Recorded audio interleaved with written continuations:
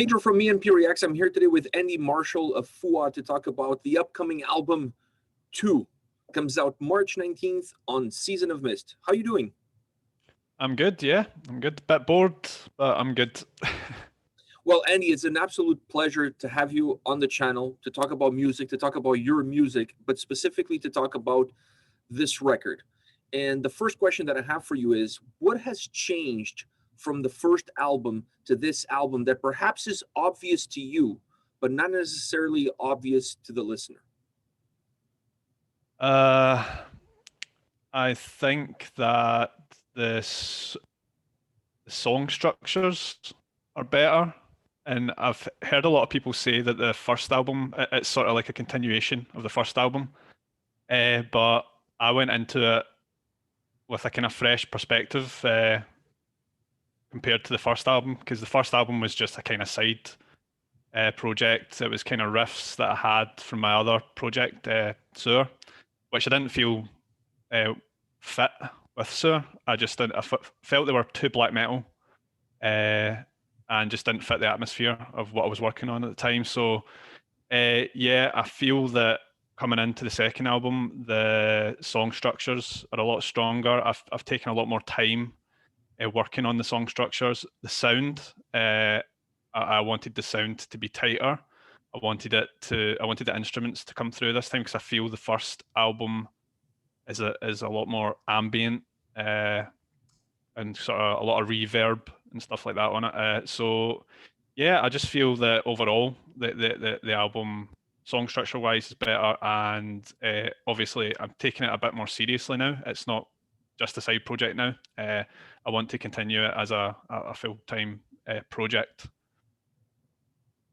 So do you think that's the main key difference, is that the first album perhaps was a little bit more chaotic from that perspective, because it still felt to you like this is just something I'm doing on the side, something that doesn't fit anywhere else. I'm going to put it in this box. But now you start to see the forest from the trees, and you start to understand exactly the path that you want to take going forward with this band. I don't want to call it project anymore. I want to call it a band. Definitely, yeah. I think that the first album, as I said, it was riffs that I had on the side, and I just thought I don't want them to go to waste. So I'll try something different, a bit more in your face black metal kind of style, because obviously my other project, SAOR, is more folk based, more pagan sounding. So I wanted something more black metal, and I recorded it very quickly. It was a matter of a couple of weeks. We had everything recorded, and then sent it away to be mixed and mastered, and then it was released. So it was quite quick, and I was happy at the time, and I didn't really think much of it in terms of like, I'm going to take this further or whatever. I just thought, yeah, that's pretty cool. It's been released and it's had quite good feedback, so cool.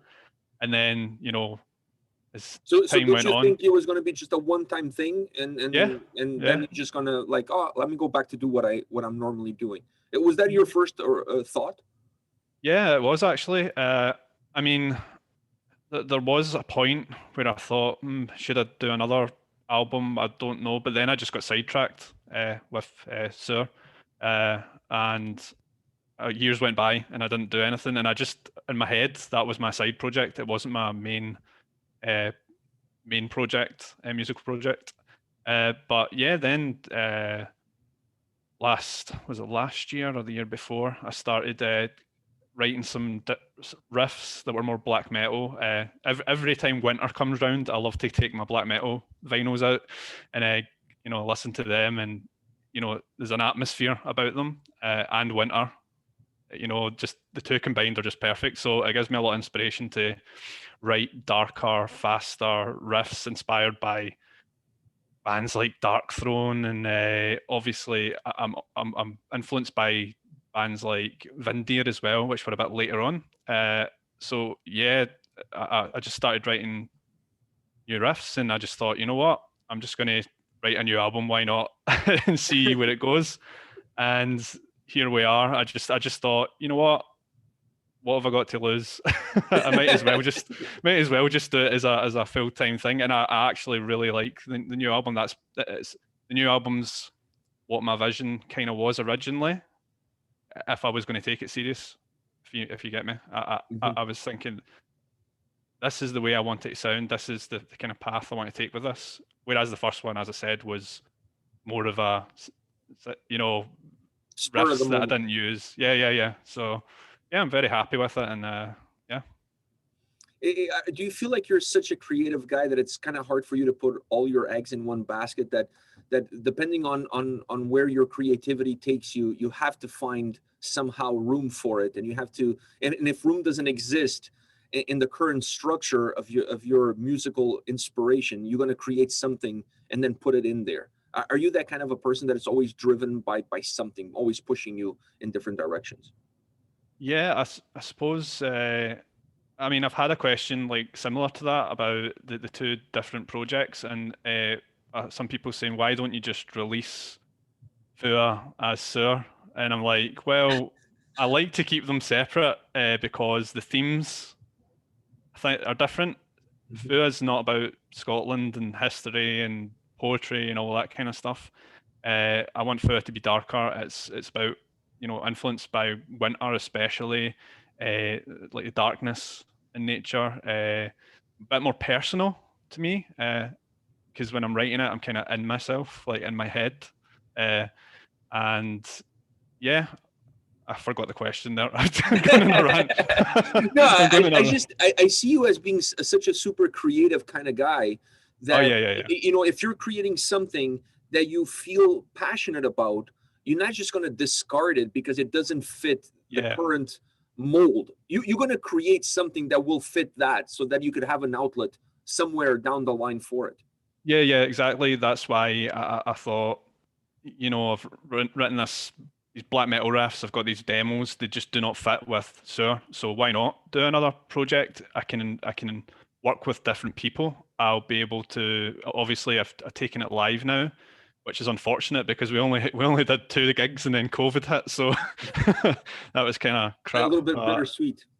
yeah, but it was. You know what? It was really well received. We played in Glasgow. At a pre-show for a festival, and we also played in Germany at a festival which was sold out, and we headlined both, and that was our first ever gigs. So that was really fun, and it's a different crowd, I think, because I think with SAOR, the crowd's a mix of maybe black metal fans, but folk metal Well, fans, yeah. and then people that don't really listen to the genre, but they just like the band and they're there to kind of find out what it's like live and stuff. It's really weird. I've had people come up to me.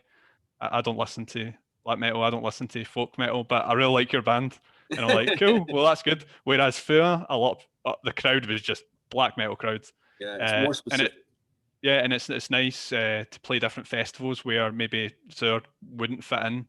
I think like more black metal orientated festivals. But yeah, as you said, I've got so many ideas in my head. I'm just like going this way and that way, and I've got so many demos, and it's quite hard to pick what I'm going to use for each project. But I know for FUA, I want to use it as the kind of uh, my outlet for my black metal influences, and SAOR's going further and further away from black metal, especially the new stuff I've been writing. It's further and further away from black metal. There's always going to be that little uh, influence from black metal there, but FUA is going to be my project for my black metal It'll be influences. your So main staple for that.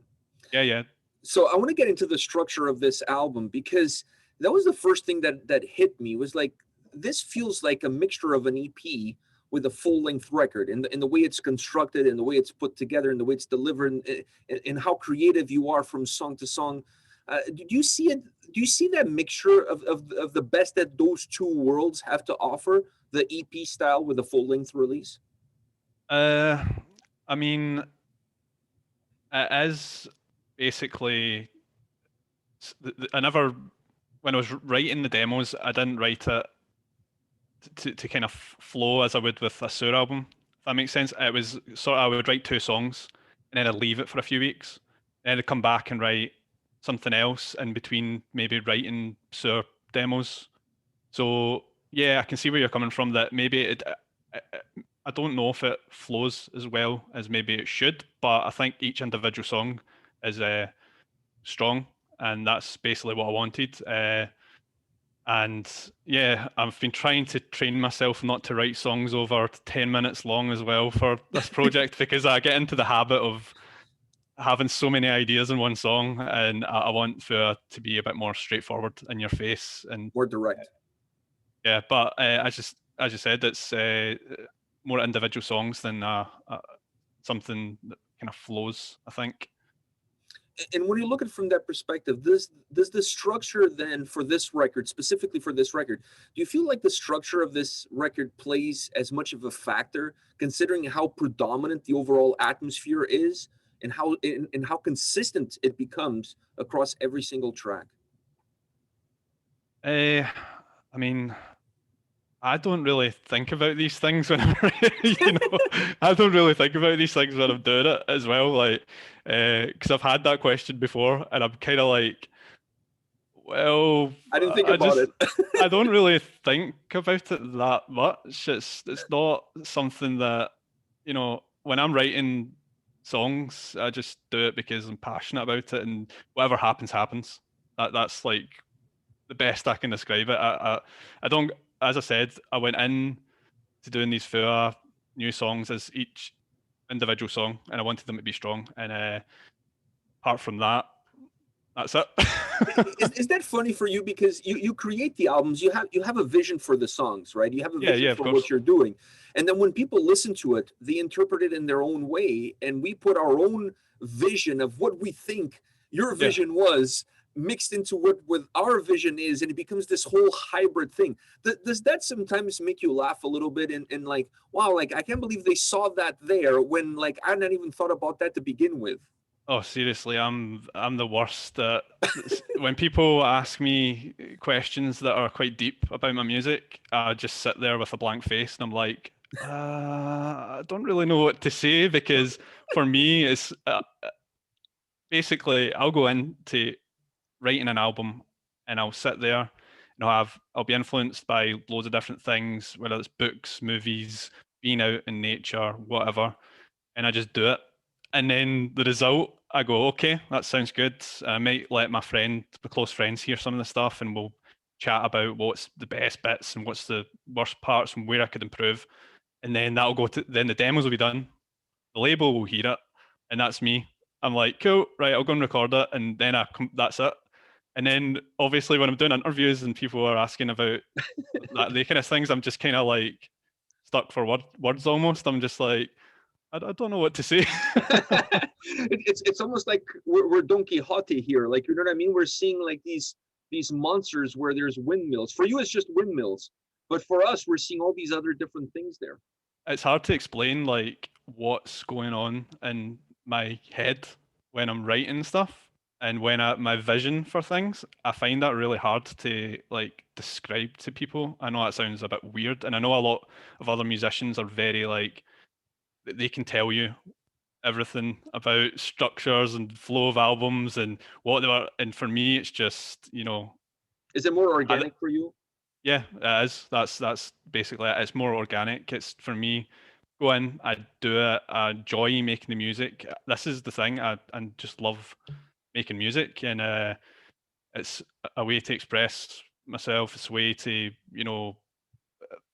experiment musically. It's also I love uh, you know, collaborating on lyrics or the album artwork, and it's sort of like you're making this. So weird to explain. It's like you're making this thing that's going to go out there, and then people are going to critique it. Do you know? It's a bit weird for me to kind of talk about it as well. I don't know. I think it's just me. I'm quite I think you're so engulfed in the process of creating that I don't think you're concerned with what the necessarily the output is going to be in terms of what the perception of that output is. I mean, you're yeah. concerned with the output, but you're concerned with the output as far as goes in terms of how you created it and what do you want the image that you have in your head to then become the reality that people will consume. But I don't think you're one single iota worried about what people are going to interpret it from it. It's all about transitioning from the thought process into actual making. That's the impression that I get. That's it. Yeah, that's completely 100% it. I mean, I had an interview earlier, and I always get this question actually, and they ask, so the album's had great feedback, great reviews. How does that make you feel? And I'm kind of like, oh, it's nice. It doesn't really bother Change me if anything. people don't like it either. Like, I'm not a very I do it for myself and to express my musical ideas, and it doesn't affect me either way. I do it for myself, and if people like it, that's great. Yeah. That's such a cool thing to hear people say how much they love the music and stuff. But I still find it. I've been doing it for years, and I still find it weird when people call us, "How do you feel about good reviews? The bad reviews?" And I'm just like, I honestly don't care in a way. But I do. I mean, I respect people's opinions, but it doesn't affect Yeah, it's not going to what I'm change the doing. way you're going to make the next Yeah, album. exactly. I've always got some. I know what I'm going to do for the next album. So, Yeah, I mean, if you you know, start listening to everybody around you, at the end of the day, you're going to lose a little bit of that creativity, and you're going to lose a little bit of that organic aspect that you have in your music. I mean, which at the end of the day is the reason why people love the music to begin with. maybe. It's the reality of how it's made that attracts people to it. Well, obviously the music itself, but the natural aspect that you bring to the table. It doesn't feel forced. It's not like you have to force yourself to get immersed in it. Yeah, I mean, I, I could read reviews and dissect everything that people think, but then that takes away from it may force me to maybe do things that I never wanted to do in the first place. So that's why I kind of try and I don't avoid reading reviews or whatever. But, the label sends me reviews or whatever, but like I'd rather maybe send it to a close friend who understands where I'm coming from and lets me know their thoughts on it. And yeah, um, And that's the question that I had on my mind earlier on, because you do everything yourself. If you're in a band setting, you can bounce ideas off of the other band members. Everybody collaborates into the product that's being created, into the creative output of the band. You're doing everything. You have really nobody there next to you to bounce ideas off. Does that make the process easier or harder? easier, 100% easier for me, I think. Oh well, I've been in bands before. I've wasted a lot of time in bands. I'm talking about years and years and years and years ago when it was just a bit of fun and maybe we wanted to try and take it further. And it's just all these different personalities, all these people that have different ideas. Someone will come in with an idea and maybe two people in the band don't like it. And then you're sitting there going, okay, how do we move on from that? I hate that. So that's why I started thinking, do you know what? I'm going to get a laptop. I'm going to get some recording equipment and I'm going to try it myself because I know what I want to do. And ever since, I'm here now. So I find it so much easier. It's less stressful. And I like, I do work with session musicians, but I like to kind of maybe demo, like I program the drums, for example, and then I would say to the drummer, here's the basic outline of the drums. Can you add in what you want, fills, cymbals, whatever that might make it better or whatever you feel comfortable playing.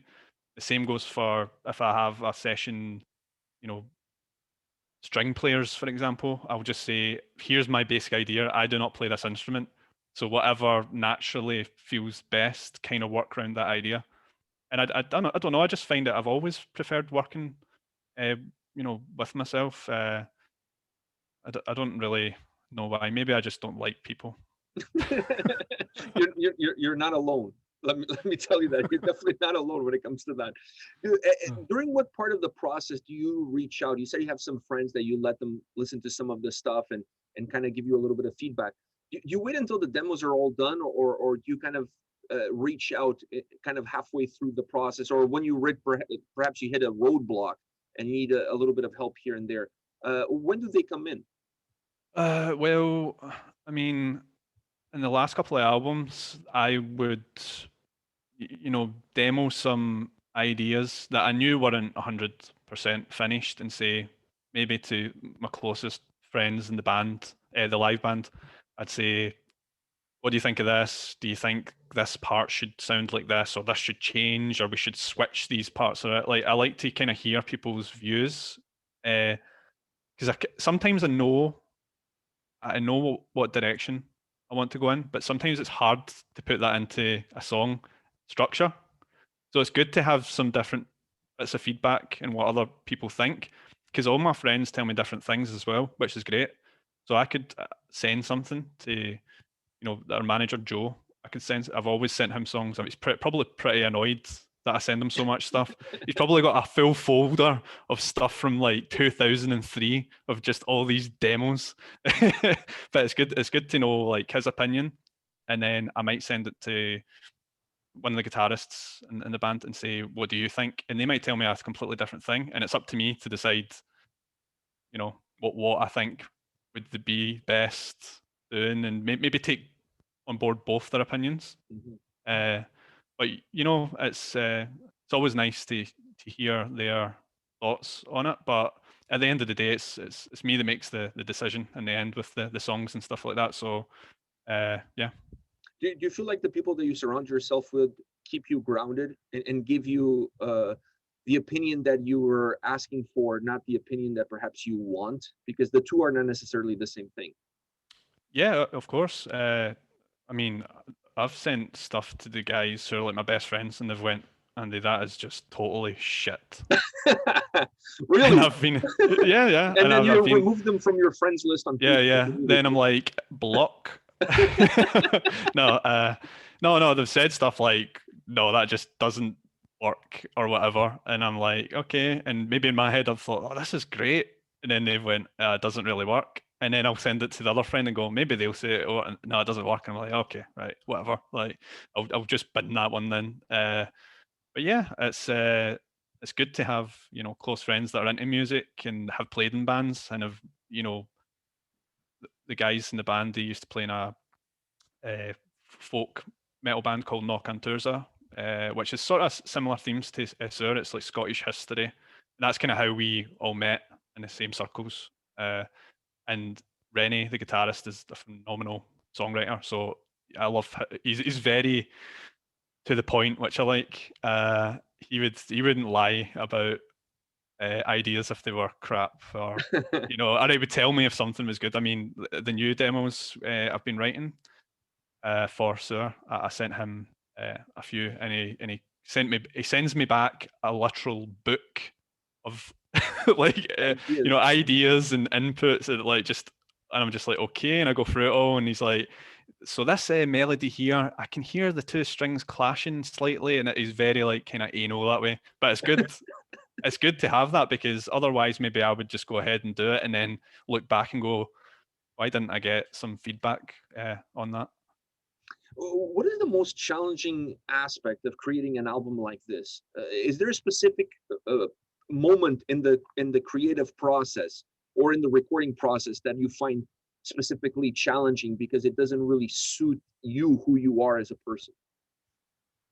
Uh, Probably the actual recording of the album. Believe it or not, I like the other, as I was talking about Rennie there, who's in the band, the live band. He's very into his gear. He's like a gearhead. Like, he loves amps and guitars and mixing, mastering. He knows every little detail about it. And see me, I am useless at that. I I I like the songwriting side, and I like the creative side, and I also do love, I love playing live. The buzz you get playing live, and it's great. But see, when it comes to gear, I am so lucky I have those guys, because I am awful at. And as I said, the recording process. It's not like you're just sitting down in your house with the guitar writing a demo. Oh, that sounds good. It's like when we were recording old albums, sitting with Rennie's saying, right, go record, and I'll record it, and I'll be like, that was perfect, and he'll be like, oh no, I heard a slight buzz in the middle of that, and I'm like, what? And he's like, yeah, you'll need to record it all again. And I'm like, ah! And the same for like when you're doing vocals, and you've thought you've done Nailed it. brilliantly, and he'll go, nah, well, it wasn't very good, so we'll just do all that again. And I find that quite frustrating, and I find it difficult. But I know why the people I work with do it, because the end result's always really good. So So you have to trust the process and the people in it. yeah, I've heard a lot of musicians say that actually, that their least one of their least favorite things is going to the recording studio because they know everything has to be pretty much on perfect, so because it's been released. Whereas if you're, you know, demoing stuff, you can have little mistakes here and there, and same goes for live. To be honest, you know, you're never going to be 100% perfect. So, in the studio, it's very hard going and repeating the same thing over and over and over and over until you get it right. So I find that the most difficult part Yeah. of the process. I was going to say, after a while, it's kind of hard to tell the forest from the trees. Everything just starts to sound exactly the same. Like you can't even tell the difference from take 5 to take 10.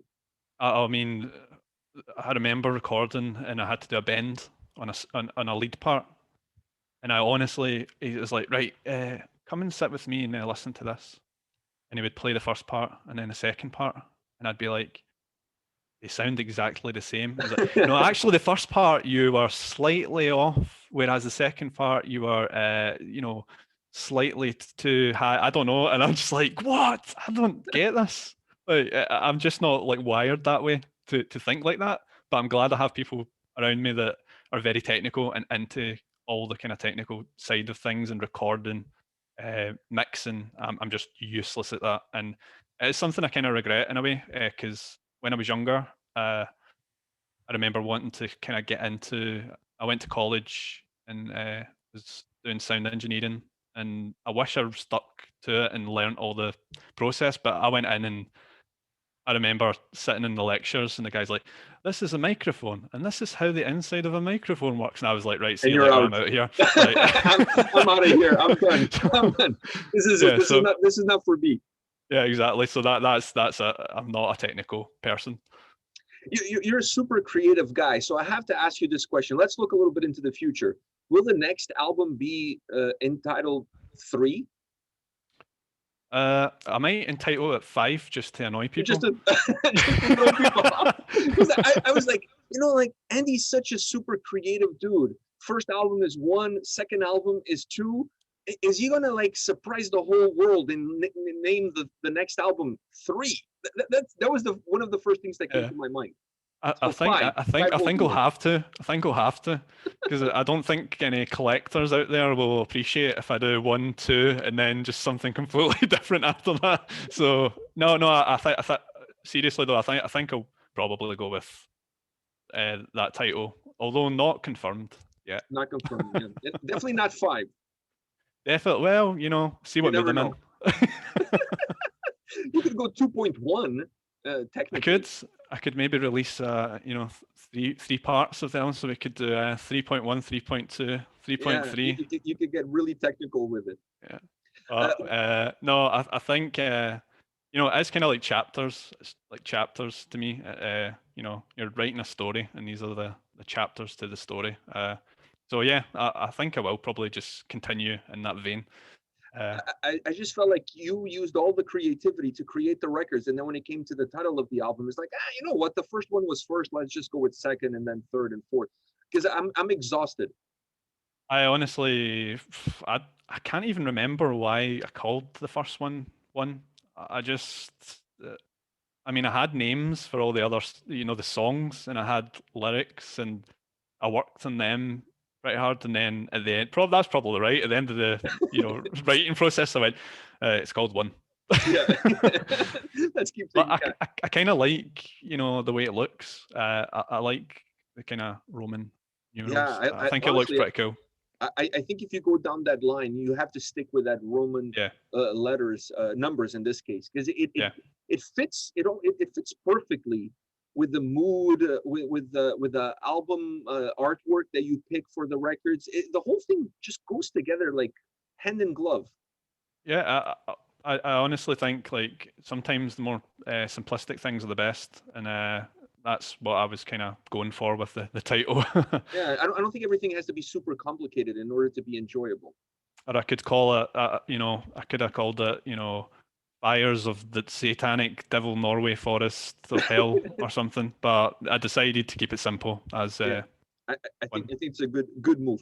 One last question for you: when you're not making music, what is Andy Marshall doing? Drinking beer and Fair enough. sleeping. No, not a lot at the moment, as you can imagine. I've been writing, you know, writing demos. I do a bit of streaming now on Twitch.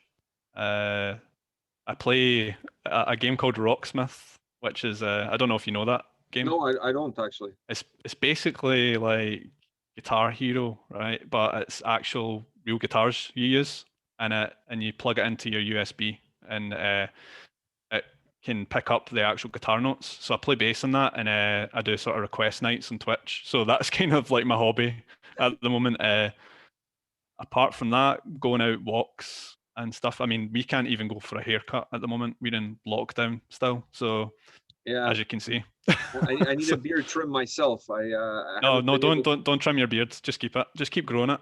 No, I just need to fix the ends. You know, like All right, trim okay. the ends a little bit. But it's rough these days, man. It's really rough. You can't do Yeah, much. You know. I know it's pretty bad for like music as well, I think, because I was last year I was out and about gigging and well, the early last year, sorry, I was out and about gigging and we had all these festivals lined up and then all of a sudden everything stopped. And I think for me, I thought this will be a temporary thing. This won't last that long because I'd never experienced anything like this in my Mm. life. Most people haven't. And then here we are, two or three lockdowns after, and we're only coming out of this one soon. And I'm Yeah. just really like One worried. year into it, it's Yeah, crazy.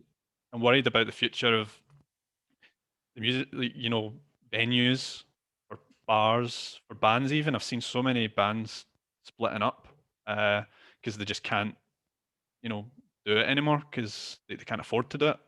Yeah. So it's quite depressing, but luckily, I suppose being a one-man project I was gonna kind say of there's works in my nobody for you favor to here. break up with. Yeah, well, sometimes I do wish I could break up with myself, but And then start another side project. yeah, maybe I could do that. But yeah, just bored, now. Really, I just want the world to open up again, and so Yeah, I you can go just want traveling to and back to normal. gig and go to festivals and just do normal things again. But yeah, we'll just have to wait it out and hope for the best. I agree with you on that. I find myself going for a car drive around the neighborhood just to make me feel like I'm going somewhere, even though I'm not Yeah, really, I'm just going around in a you're going circle. around in circles. Yeah. Yeah, but it's just like, I get dressed up. I say to my wife, let's get in the car and go for a drive. And she goes, where are we going? Around the neighborhood, pick up the Yeah, yeah. mail, whatever. I just kind of want to have the sense of leaving the house. I think it's just very unnatural to be sitting inside inactive, just sitting on the couch or sitting on the computer. Uh, it's quite hard, I think, for a lot of people. I mean, I'm quite a sort of introverted person anyway, so like I don't mind sometimes, but I do love being outdoors and going walks, and I loved hill walking, but I can't even drive out my own area now to go hill walking, which is a bit of a pain. But luckily, we've got some nice local walks. But after a while, you're like, it feels like same day over and over and over and over, and it's I'm lucky that I've got music as an output that I can just kind of focus on and put all my anger into. Yeah, put all your anger and frustration into something Yes, creative.